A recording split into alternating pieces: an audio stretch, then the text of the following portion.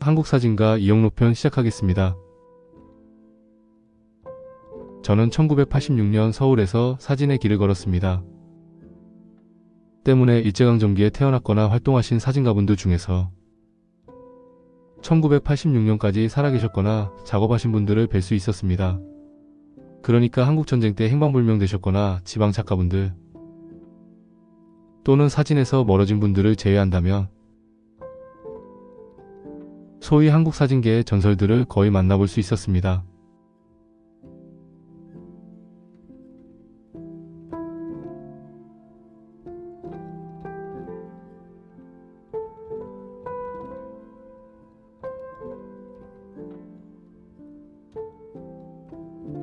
한국사진의 역사적 뿌리는 두 갈래로 시작되었습니다. 하나의 뿌리는 20년대부터 종로에서 확장한 사진관 중심 영업사진가들, 또 하나의 뿌리는 공모전 중심의 아마추어 사진가들이었죠. 두 뿌리가 60년대 초반에 사진작가협회로 통합되었습니다. 80년대 초반에 중앙대, 홍익대, 신구대, 서울예대 등 서울, 대구, 부산 등지에 사진대학이 생기고 사진전공자들이 배출되던 80년대 초반까지 한국사진은 사협이 주도했습니다. 그러니까 이 말은 한국의 제대로 된 사진교육은 80년대부터 이루어진다는 말이기도 합니다. 그렇다면 그 이전까지 사진이론이나 현대사진은 어디서 배웠을까요? 오늘 우리가 다룰 이영록이 바로 그 비밀의 키를 갖고 있습니다.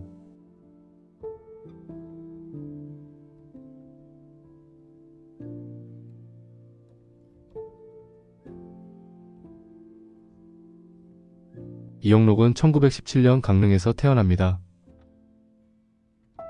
그가 사진과 인연을 맺은 것은 1935년인데 형이 사진제로 상을 했고 마침 그때 부산에서 강릉 우체국으로 정근원 임흥식이 있었기 때문에 자연스럽게 사진가들을 알게 되고 그때 발족한 강릉사후회에 가입해 아마추어 사진가로서 사진에 입문합니다.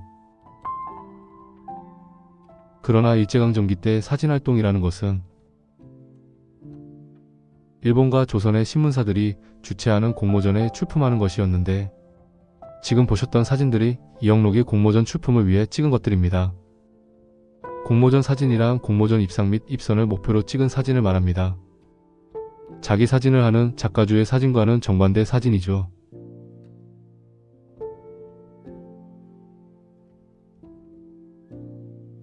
지금 보시는 이영록의 초기 사진들이 그런 형식입니다.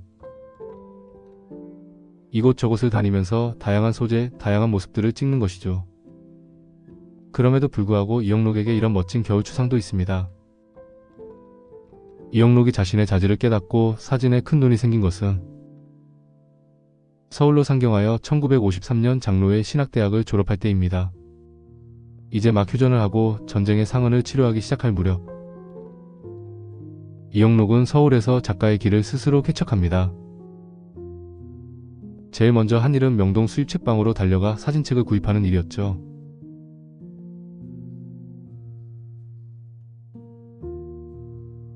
대학을 졸업한 이영록이 본격적으로 사진에 뛰어든 50년대 초중반은 세계사진의 대격변기에 속합니다. 이제 막 전후 현대사진이 쏟아져 나올 때였죠. 1952년 카르티에 브레송의 사진집 결정적 순간이 등장하고 1955년 윌리엄 클라인의 사진집 뉴욕이 등장하고 일본에서 도몬켄 스타일의 리얼리즘 사진과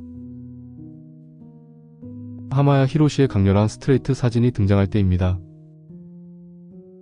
제2차 세계대전 전후 사진의 차이는 현대성입니다. 로케이션이 도시로 바뀌고 카메라가 35mm 소형으로 바뀌고 주제가 현대문화와 사회로 바뀌고 개념이 일상과 삶으로 바뀌죠. 서양에서는 라이카와 롤라이플렉스가, 한국에서는 니콘이 확산됩니다.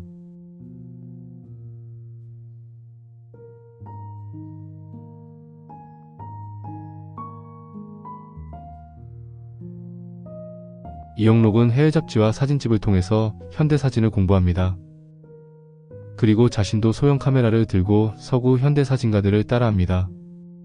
그리하여 어느 정도 현대사진 이론과 창작 방법론을 터득한 이후에 자신과 비슷한 생각을 가진 사진가들을 규합하여 사진구락부를 창설하죠.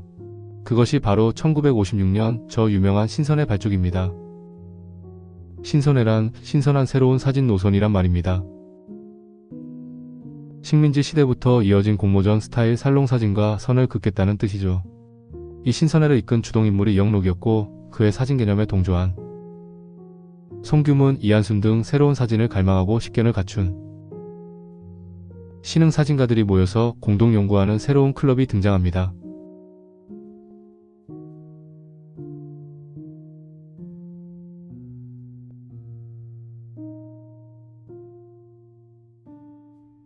그러나 공동 연구 방식의 한계도 분명했습니다. 단체 촬영과 단체 품평으로 이끌어질 수밖에 없었는데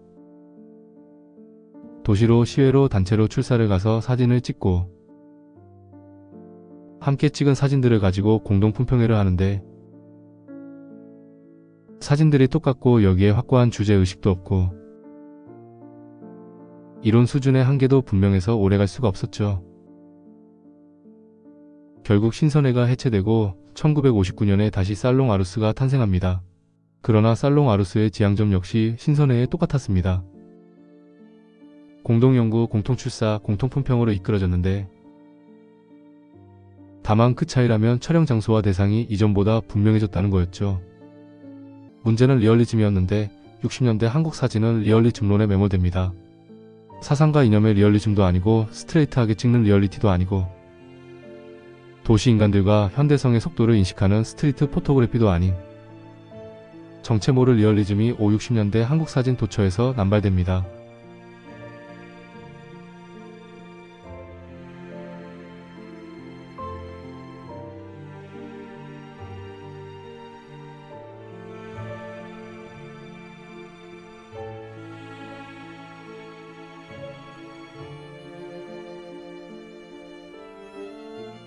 이영록은 신선회에서 겪은 모순을 살롱 아루스에서 또 겪습니다. 개인적인 작가주의가 확립되지 못하고 개인적인 작업이 아닌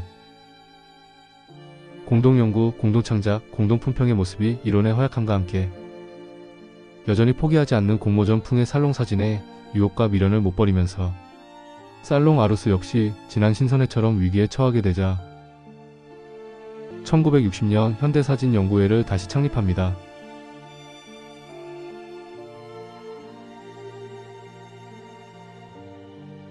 이영록을 잘 아는 사진이론가 윤명심은 2005년 한미사진미술관에 개최된 이영록 사진전에서 이리 말합니다. 명석했던 이영록이 시대적으로 20-30년만 뒤늦게 태어났더라면 그는 오늘날 대학교 사진학과에서 훌륭한 교수로 크게 성공했을 것이다. 그의 일생은 자신의 개인적인 사진 작업과 더불어서 자신을 따른 이들과 함께 공동으로 연구하고 지도하는 지도자의 길이었다.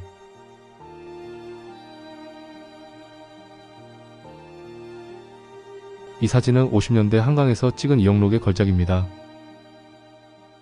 한국전쟁 이후 수많은 사진가들이 아이들을 찍었는데 한강 철교를 넣고 찍었던 이영록의 철교와 아이는 독보적입니다.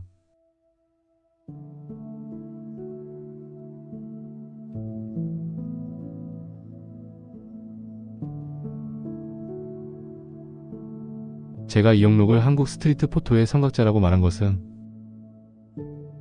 그가 도시란 무엇인지, 또 속도란 무엇인지, 또 도시적 삶이란 무엇인지 분명하게 보았고 그것들을 향해 스트레이트하게 다가갔기 때문입니다.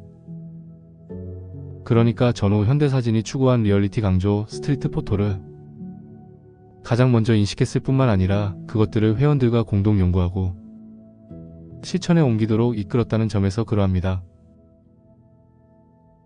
거리에서 거리와 사람들 찍었다고 스트리트 포토가 되는 것은 아니죠. 이제 보실 사진들이 50, 60년대 이영록이 추구한 스트리트 포토입니다.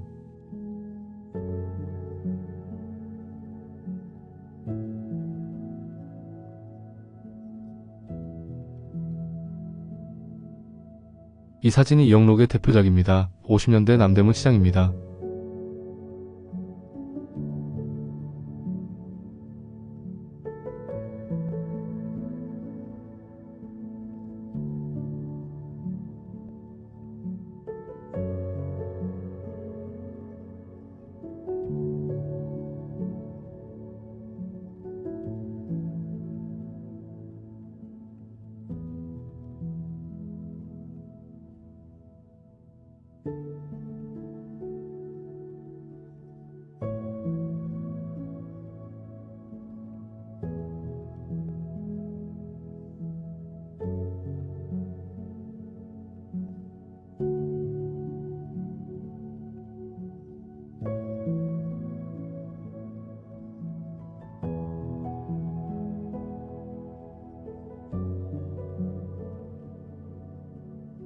(2009년에) 출간한 이영록 사진집에서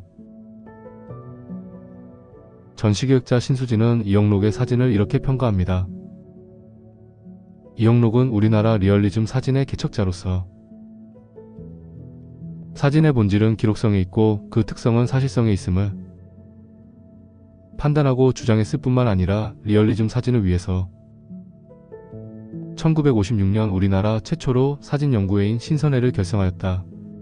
신선회는 인간의 삶의 현장에서 나오는 진실성을 기록하기 위한 사진의 리얼리즘적 접근 방식이 뿌리내리는 데 전기를 마련했다고요.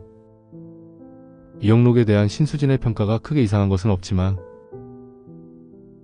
리얼리즘을 기록성과 사실성으로 판단하는 위험성이 있습니다. 리얼리즘은 주체의 사상과 이념과 삶의 태도로부터 오는 것이지 카메라의 재현 기능으로서 기록과 사실 묘사가 만들어낸 것은 아닙니다. 때문에 제게 이영록은 스트리트 포토를 제대로 인식한 선각자입니다.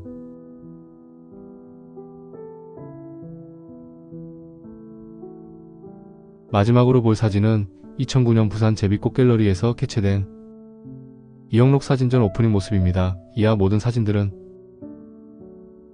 사진바다 광명우 님이 촬영하시고 제공한 사진들입니다. 모자 쓰신 분이 주인공 이영록 사진가입니다.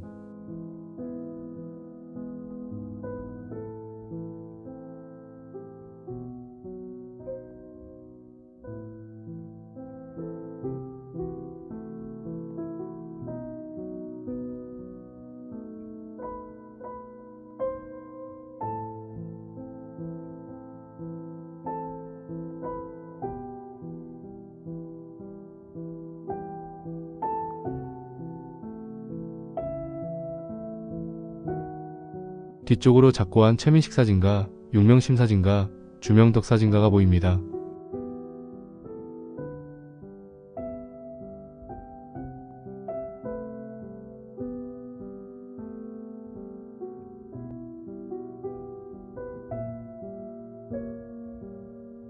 웃고 계신 이영록 사진가와 자제분입니다.